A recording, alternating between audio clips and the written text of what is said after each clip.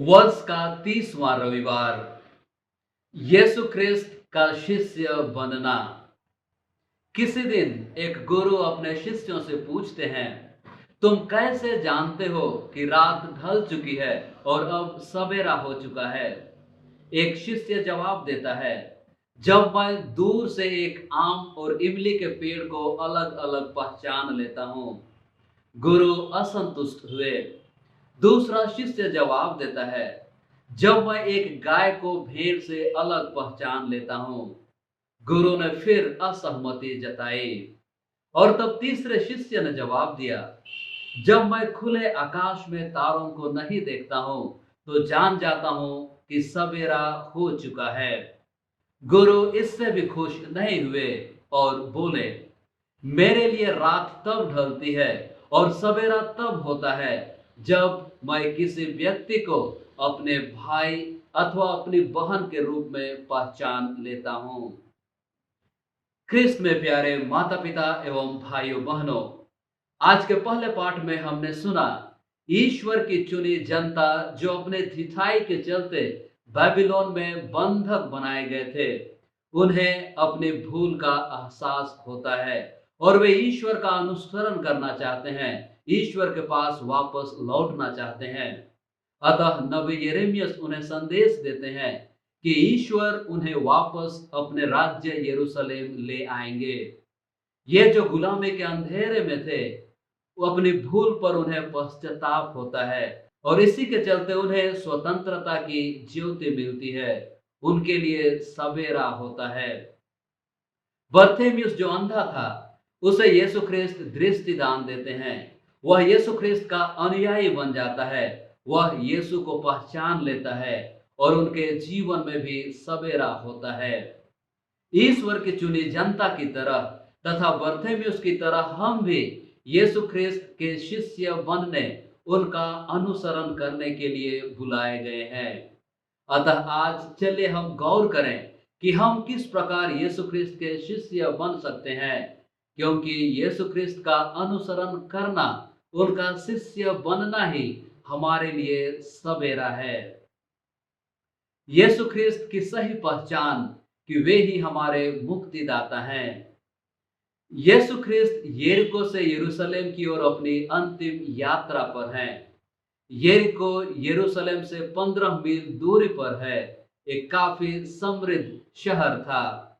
यहूदियों की प्रथा के अनुसार जो पुरुष 12 वर्ष की उम्र पार कर चुके हैं और जो यरूशलेम से 15 मील की दूरी पर रहते थे, उन्हें पर्व के लिए यरूशलेम जाना अनिवार्य था।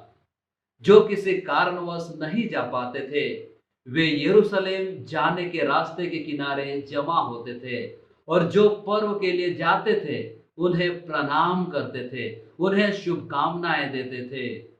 भिखारी भी रास्ते के किनारे हुआ करते थे और उन्हीं भीड़ में से एक था बर्थेमियुस।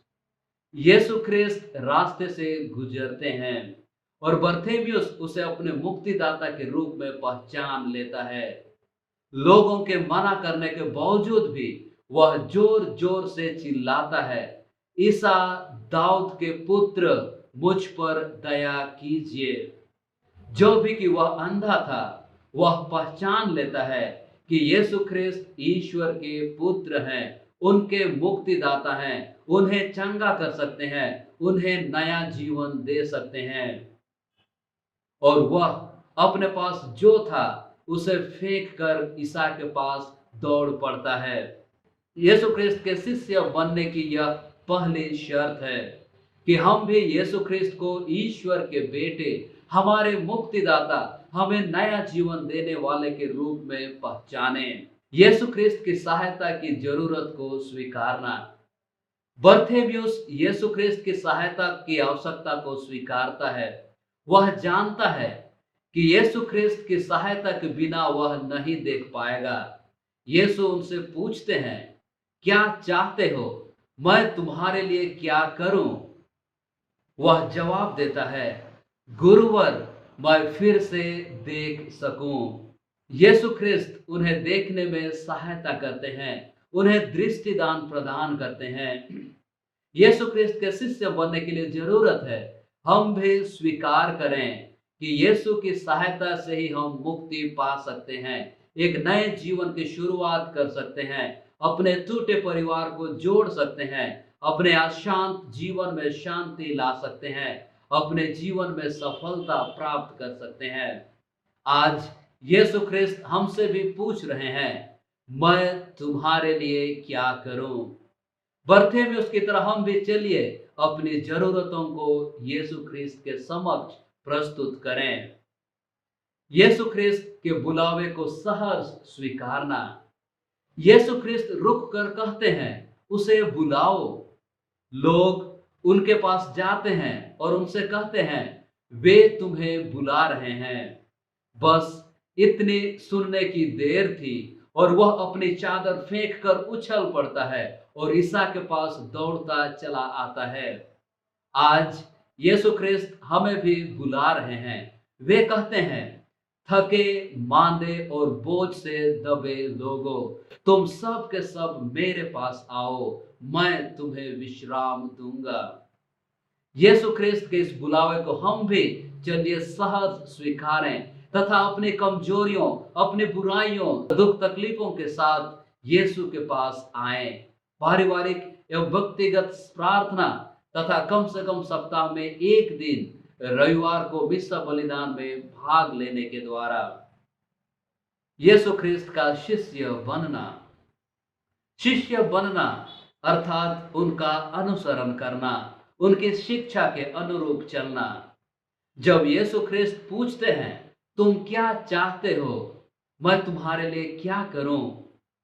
वे कहते हैं, तुम्हें मेरा अनुसरण करने के लिए, मेरे शिष्य बनने के लिए, मेरी शिक्षा पर चलने के लिए मैं तुम्हारे लिए क्या कर सकता हूं? मेरे शिष्य बनने के लिए तुम्हें क्या चीज की आवश्यकता है? बर्थेमियुस कहता है, मैं फिर देख सकूं।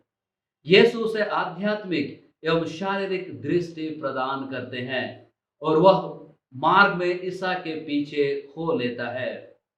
वह अपने मुक्तिदाता को धन्यवाद देने, उनकी प्रशंसा करने तथा उनकी सेवा करने के लिए यीशु ख्रिस्त के साथ चल पड़ा। आज चलिए हम भी आध्यात्मिक अंधेपन से छुटकारा पाने के लिए यीशु ख्रिस्त जो इस बलिवेदी पर उपस्थित है, जो हमारे बीच में उपस्थित हैं, उनसे प्रार्थना करें। घमंड, स्वार्थीपन, बुरी आदतें, बुरे संबंध, बुरे व्यवहार, झूठ, धर्म में ढिठाई अथवा धर्म में ढिलाई इत्यादि हमें अंधा बना देते हैं। ख्रिस्त हमें भी बर्थेमियुस की तरह चंगा करने आते हैं। हम बर्थेमियुस की तरह उनके बताए मार्ग पर चलकर उनके अनुयायी, उनके शिष्य बन सके तथा हमारे जीवन में भी सवेरा हो। आमीन।